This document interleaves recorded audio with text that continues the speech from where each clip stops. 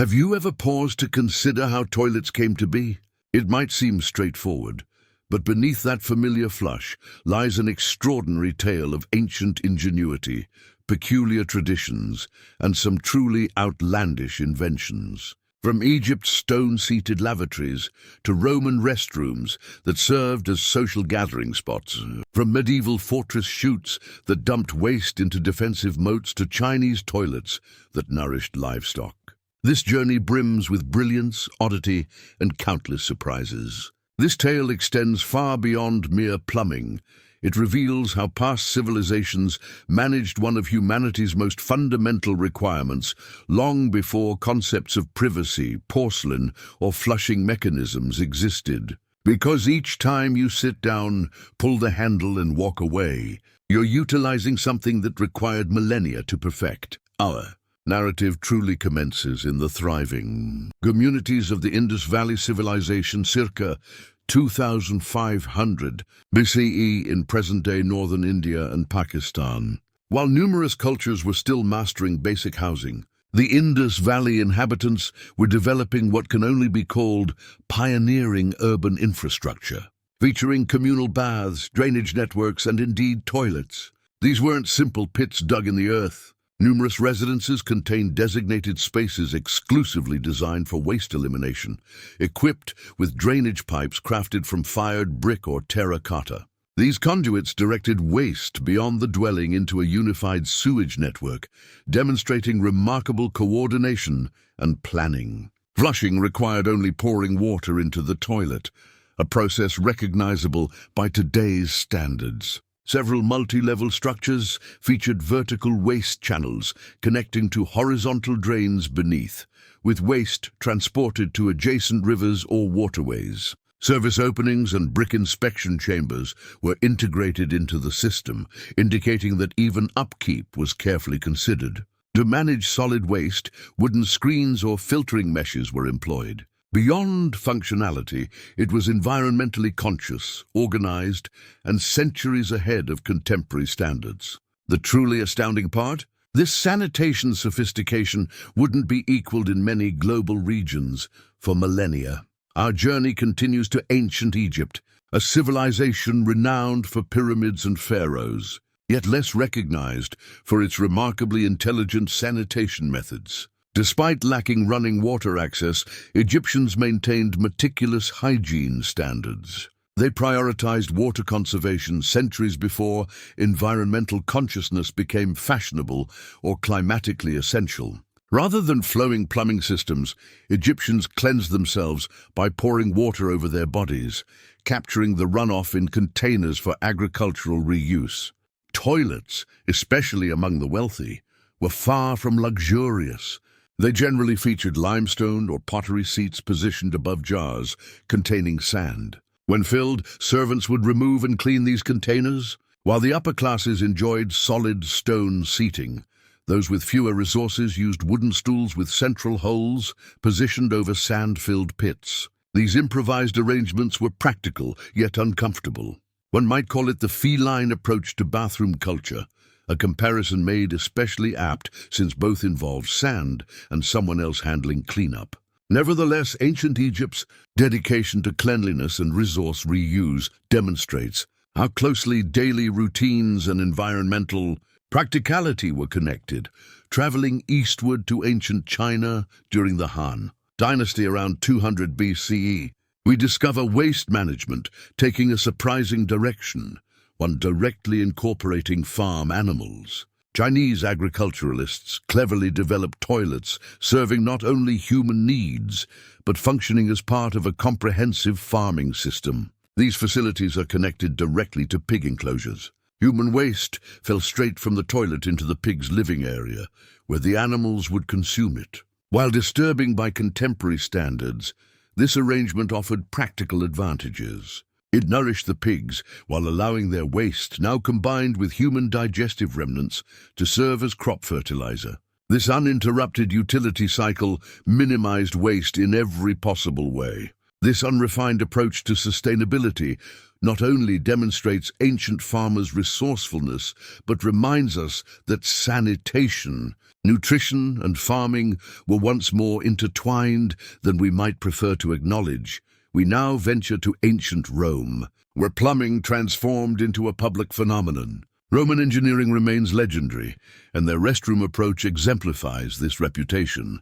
Roman toilets weren't merely functional, they were communal experiences. Public facilities featured extended stone or timber benches containing multiple openings. Privacy barriers didn't exist, so people sat together, maintaining casual conversations while conducting their business. Some locations even included flowing water beneath the benches, helping flush waste through underground passages. Aqueduct water cleaned the facilities, while sponge-tipped sticks served as shared toilet paper stored in saltwater buckets between uses. Though technologically impressive, dangers existed. Rodents frequently traveled through open sewer lines, and methane accumulation occasionally caused explosions. Still, Roman restrooms represented remarkable public infrastructure achievements. They weren't always hygienic by modern measures, but they were undeniably sophisticated for their era. When Rome collapsed, many sanitation accomplishments disappeared with it. Throughout the medieval era, castles and settlements embraced a more basic, gravity-dependent waste removal method. This introduced the garderobe, a compact chamber built into castle exterior walls, featuring a vertical shaft leading to a waste pit, or frequently, a moat. Waste simply fell straight down, depending on gravity for maximum distance removal. Sometimes this served as literal protection. A waste-filled moat wasn't merely a barrier, it functioned as a biological weapon. No flushing systems existed, no cleaning mechanisms, just a stone seat with an opening and an extremely long drop. Some garderobes even served dual purposes as clothing storage, based on the belief that strong odors repelled moths. Function trumped fragrance, evidently.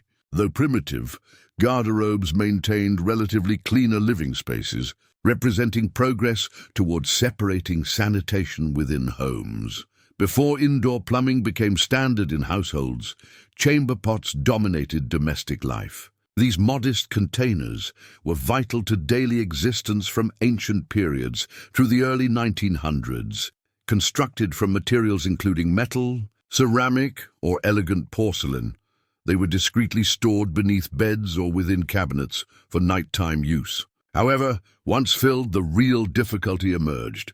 In cities lacking centralized sewage, emptying chamber pots through windows onto streets below was standard practice. Residents sometimes called out warnings like "Gardy Loo" to notify pedestrians of approaching waste. Nevertheless, walking beneath windows during early morning hours carried risks. Despite their unglamorous purpose, chamber pots often displayed colorful decorations, flower motifs, and humorous verses. Some featured playful inscriptions such as "Use me well and keep me clean, and I'll not tell what I have seen."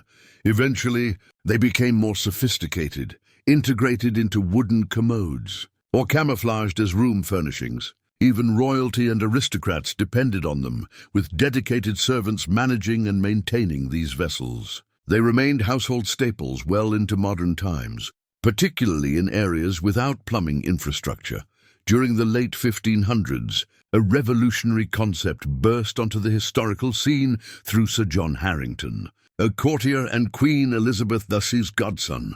Harington created and installed the inaugural flushable toilet. His design utilized an elevated reservoir that released water into a basin when a chain was activated, similar to contemporary toilets. He described this invention in a satirical publication called The Metamorphosis of Ajax, which simultaneously served as political commentary. Although Queen Elizabeth was impressed and installed one in her palace, the broader population remained uninterested. Harrington's writings made the flush toilet contentious rather than celebrated, and the innovation was abandoned for nearly 200 years. The flush toilet didn't gain acceptance until the mid-1700s, thanks to Scottish clockmaker Alexander Cumming and English inventor Joseph Bramar's innovations. Cumming patented the S-trap in 1775, a curved pipe using standing water to prevent sewer gases from entering homes. Subsequently, Brahma enhanced the design with a valve system that sealed the bowl water more efficiently. Their combined innovations made flush toilets more dependable, sanitary, and attractive to consumers. Toilets began appearing in homes throughout Britain and Europe, with indoor plumbing becoming a symbol of advancement and contemporary living.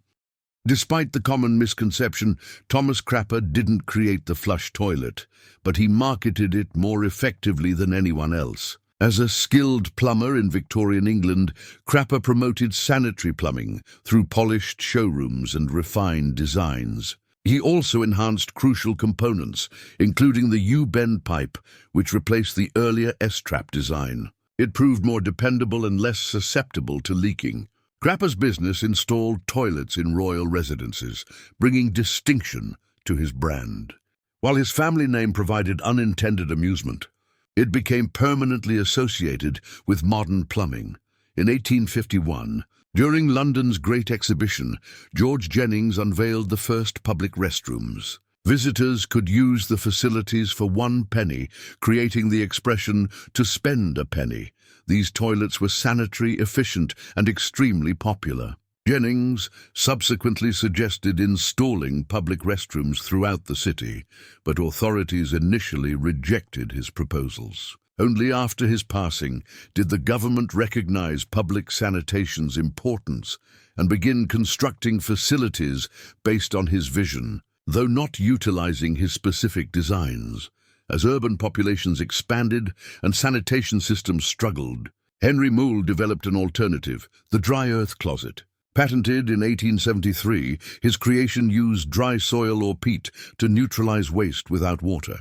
It gained popularity in educational institutions and medical facilities, even finding use in colonial India.